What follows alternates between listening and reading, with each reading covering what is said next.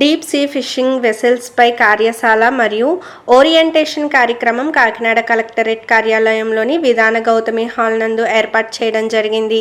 ఈ కార్యక్రమంలో ఆంధ్రప్రదేశ్ మత్స్య కమిషనర్ రమాశంకర్ నాయక్, జిల్లా collector Harindra Prasad, assistant collector Priya, NCDC regional director S Goswami, ఆఫ్కాఫ్ వైస్ చైర్మన్ బలసాడి రంగారావు, రాష్ట్ర మత్స్య సాంకేతిక పరిజ్ఞాన సంస్థ ప్రిన్సిపల్ మరియు additional director of fisheries doctor S Anjali, జిల్లా మత్స్య శాఖ అధికారి V Krishnarao, joint director of fisheries marine మరియు మేనేజింగ్ డైరెక్టర్ ఆఫ్ కాఫ్ ఆంధ్రప్రదేశ్ డాక్టర్ పి సురేష్ హాజరయ్యారు.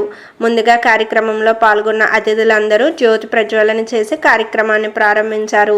Joint director of fisheries marine మరియు మేనేజింగ్ డైరెక్టర్ ఆఫ్ కాఫ్ ఆంధ్రప్రదేశ్ డాక్టర్ పి సురేష్ ఈ కార్యక్రమం యొక్క ముఖ్య ఉద్దేశాన్ని వివరించారు. తదుపరి NCDC regional director S Goswami ఈ కార్యక్రమం యొక్క ముఖ్య ఉద్దేశం వివరించి ఎన్సీడీసీ సహకార రంగ వ్యవస్థకు చేస్తున్న ఆర్థిక సహాయాన్ని వివరించి డీప్ సీ ఫిషింగ్ వెజల్స్ యొక్క ఉపయోగాలను మరియు ఎన్సీడీసీ అందించు సబ్సిడీ వివరాలను తెలియజేశారు. అదేవిధంగా మన జిల్లా పట్ల ప్రత్యేక దృష్టి సారించి ఎప్పటికెప్పుడు మనం కోరుతున్న అన్ని రిక్వైర్మెంట్ అన్ని కూడా మాకు అందజేస్తున్న కమిషనర్ ప్రత్యేకంగా పర్సనల్గా థ్యాంక్స్ చేస్తున్నాను. ఈ వర్క్షాప్ అవసరం, చాలా చాలా అవసరం.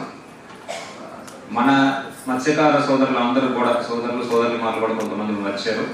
వారందరూ కూడా జస్ట్ టెరిటోరియల్ వాటర్స్ అంటే 12 నాటికల్ మైల్స్ వరకే వెళ్ళి అందరూ కూడా ఈ చిన్న బోట్లోనే వాళ్ళు వెళ్ళడం, వేటకు వెళ్ళడం, అక్కడ ఒకే ప్రాంతంలోనే దాదాపు 5,000 మంది మనము చేపలు పట్టుకుంటున్నాం. ఆ 12 నాటికల్ మైల్ దాటితే ఎంతో సంపద ఉంది. ఇప్పుడు ప్రభుత్వం వేసిన అంచనా పరంగా చూస్తే ట్యూనా ఫిష్ మన రాష్ట్రంలోనే కాకుండా ప్రపంచవ్యాప్తంగా డిమాండ్ ఉన్న ఒక చేప వెరైటీ. అది దాదాపు 2 లక్షల నుంచి 2.5 లక్షల టన్ను మనం పట్టుకోవడానికి అవకాశం ఉంది. మనం ప్రస్తుతం ఎంత పట్టుకుంటున్నామంటే కేవలం 30,000 టన్నులే మనము ట్యూనా ఫిష్ మనము ప్రస్తుతం హార్వెస్ట్ చేస్తాం. సో మనకి దాదాపు 7 నుంచి 8 ఏళ్ళు ఎక్కువ సంపద పొందే అవకాశం ఉంది. ఎప్పుడు మనం ఈ 12 నాటికల్ మైల్ దాటి డీప్ సీ ఫిషింగ్ వెళ్ళేటప్పుడు ఆ అవకాశం మనకి లభిస్తుంది. అందరికీ నమస్కారం అండి. ముఖ్యంగా ఏంటంటే మన రాష్ట్రంలో ఈ ఫిషర్మ్యాన్ కోఆపరేటివ్ సొసైటీస్ ఏవైతే ఉన్నాయో వాటన్నిటినీ బలోపేతం చేయాలనేది రాష్ట్ర ప్రభుత్వము, కేంద్ర ప్రభుత్వం యొక్క సంకల్పం.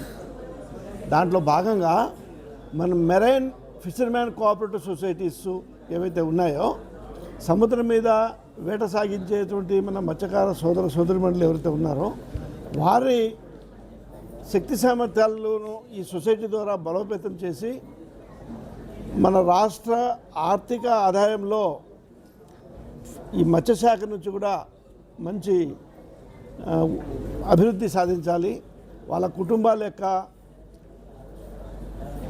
జీవన భృతి కూడా పెరగాలి, బాగుండాలనే ఉద్దేశంతో ఈ కార్యక్రమాలు రాష్ట్ర కేంద్ర ప్రభుత్వాలు చేస్తున్నాయి.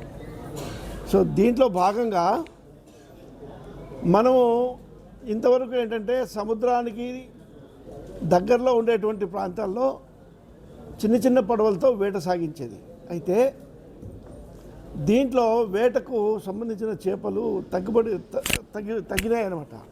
సో కాబట్టి లోతట్టు సముద్రంలో దాదాపుగా 2.5 నుంచి 3 లక్షల టన్నులు టూనా చేపలు ఉన్నాయి. ప్రతి సంవత్సరం మనం పట్టుబడి చేయకపోవడం వలన దాదాపుగా 1 లక్ష టన్నులు చేపలు నిర్వీర్యంగా సముద్రంలోనే పాడైపోతున్నాయి. కాబట్టి సో ఈ టూనా చేపల సంపదని మన డీప్ సీ పెద్ద పడవల ద్వారా ముందుకెళ్ళి పట్టుకొని తీసుకొచ్చి మనం గిన అమ్మకాలు చేస్తే కుటుంబాల ఆదాయం పెరుగుతుంది అనే ఉద్దేశంతో డీప్ సీ ఫిషింగ్ రిసోర్సెస్ మీద అవగాహన పెంచి దానికి సంబంధించినటువంటి పడవలు కానీ, దానికి సంబంధించిన సాంకేతిక పరిజ్ఞానం కానీ, దానికి సంబంధించిన మత్స్యకార సోదరులకి కావాల్సిన కెపాసిటీస్ బిల్డ్ చేయడానికి భారత ప్రభుత్వము రాష్ట్ర ప్రభుత్వము సంకల్పిస్తే మధ్యలో NCTC national cooperative development corporation ఒకటి ఉంది. ఎన్సిటిసి కూడా కోఆపరేటివ్లో ఒక భాగమే. అది ఢిల్లీలో కేంద్ర ఆఫీస్ ఉంది, ప్రతి రాష్ట్రంలోనూ బ్రాంచ్ ఆఫీస్ ఉంటుంది.